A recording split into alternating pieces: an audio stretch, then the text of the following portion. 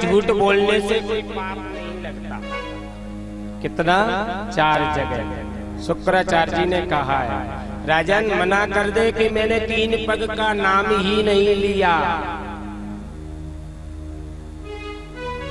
और राजा बलि की लड़की कह रही है, रत्नमाला ये कितना सुंदर बालक है, कितना सुंदर संत है, ये मेरा पुत्र होता तो मैं धन्य है जाती, मैं अपना स्तनपान इसको कराती।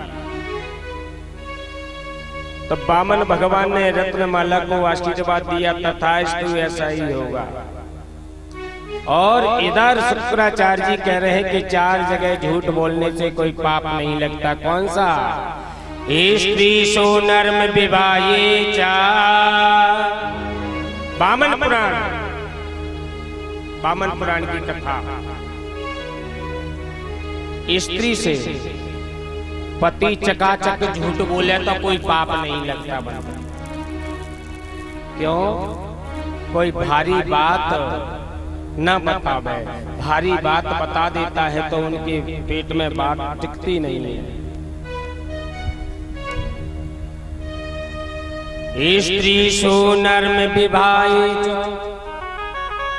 विवाह के समय लाली हो या लाला हो, लड़का या लड़की हो, और कैसे भी इनका विवाह हो जावे, लड़की के पीले हाथ है जाए, लड़का का विवाह हो जाए, झूठ बोल दोगे तो कोई पाप नहीं लगेगा। देखिए, झूठ भी सोच समझ के बोला जाता है। वो कैसे? एक काश्तकार था, बेचारा बहुत ज्यादा गरीब था। उसके पिताश्री गाय आदि चराया करते थे, भैंस, गाय भैंस आदि चराने के लिए जाया करते थे। किराए पे मकान पर रहते थे, एक कमरा था। लड़की वाले आते और भोजन करते, लड़का को देखते बहुत सुंदर लड़का है ये, और चारों तरफ निगाह डालते और कहते मकान अपना ही है। लड़का कहता कि ये किराए का मकान है। लड़की वाले चले जाते हैं। ऐसे बहुत लड़की वाले आए, पर वो लड़की वाले कहते कि ये किराए पे एक कमरा है तो हमारी लड़की कहाँ पर रहेगी, चले जाते। और लड़का झूठ नहीं बोलता था, सच बोलता था। मैया ने कहा, बेटा कुछ झूठ बोलवो सीख ले, तू थोड़ा सा झूठ बोलवो सीख लेगो तो तेरी चाई माई है जाएगी, विवाह हो जावेगो। मैया कैसे झूठ बोलो जा? अरे लंबी तंगड़ी फेंकती जा। वो कैसे? अरे वो लड़की वाले कहें कि ये मकान, पूछे ये मकान अपना ही है कि ऐसे मकान दिल्ली बम्बई अहमदाबाद में 50 है। लंबी तंगड़ी फेंकना ठीक है। एक बार लड़की वाले संयोग से आप पहुंचे, भोजन कर रहे थे, तो लड़की वाले ने देखा मकान तो अच्छा है, अपना ही मकान है लाला। ऐसे मकान तो दिल्ली बम्बई अहमदाबाद में 50 है। लड़की वाले विचार करने वाले लगे कि बहुत पैसे वाला लड़का है। अब खेत दिखाने के लिए, जमीन दिखाने के लिए ले गया लड़का। तो लड़की वाले घूम रहे हैं, ये खेत अपने ही है कि ऐसे खेत तो दिल्ली बम्बई अहमदाबाद में 50 है। बहुत पैसे वाला है, अब तो छोड़ेंगे नहीं, लड़का की शादी तो हम ही करेंगे साहब, हमने फैसला कर लिया है। इतने में संयोग से उसके पिताश्री आ गए गाय चराते हुए, और लड़की वाले पिता ने कहा, यही तुम्हारे पिताश्री है? कि हाँ, ऐसे पिताजी तो दिल्ली बम्बई अहमदाबाद में 50 है।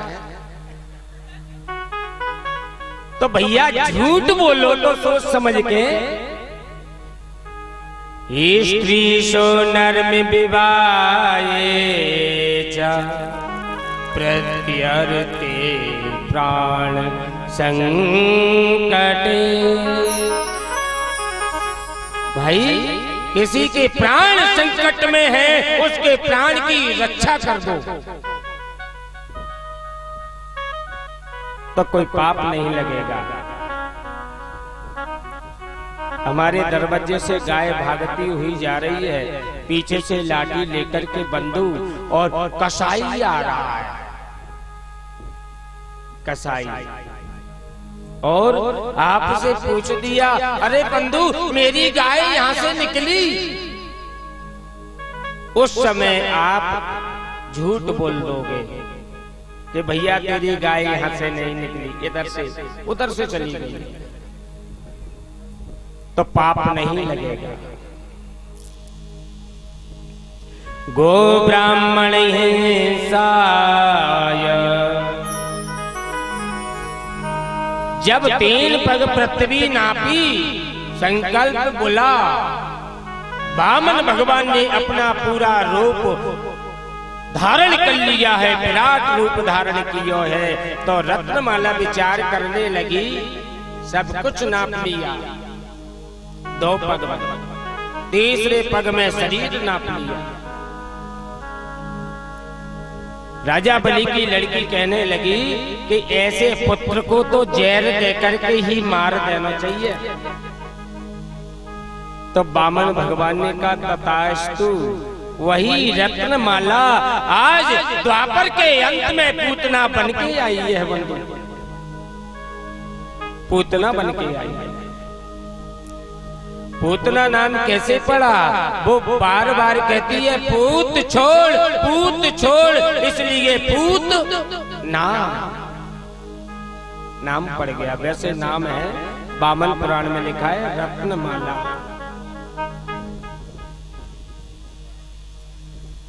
पूतना का दाह संस्कार किया गया महाराज। कुल्हाड़ी से अंग अंग काटे, चिता बना करके महाराज अग्नि लगाई है, तो ऐसा जान पड़ता है दुर्गंध नहीं आती उस चिता में से, तो ऐसा जान पड़ता है कि चंदन के वन में अग्नि प्रज्वलित कर दी हो, खुशबू आ रही। बहुत दिनों हो गए, वसुदेव जी ने गर्ग जी महाराज को बुलाया।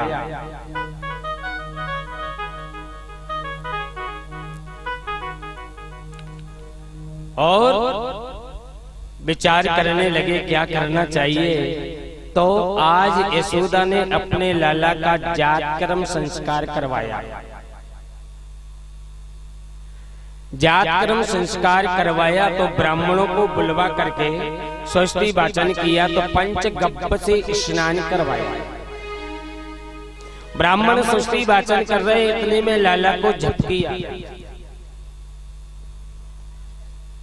और झपकी आई तो मैया ने तुरंत लाला को उठा करके गाड़ी के नीचे, बैल गाड़ी के नीचे झूला पड़ा हुआ था बंधु, और उसी गाड़ी में लाला को सुला दिया। गोपियां नहीं मानती और तुरंत लाला के दर्शन करने के लिए जाती हैं और झूला झुलाती हैं। और यशोदा मना करती है, नहीं उसे झुलाना नहीं, लाला जाग जाएगा। पर गोपियां नहीं मानती। और कन्हैया झूले पलना, जो मेरो लाला झूले पलीना ने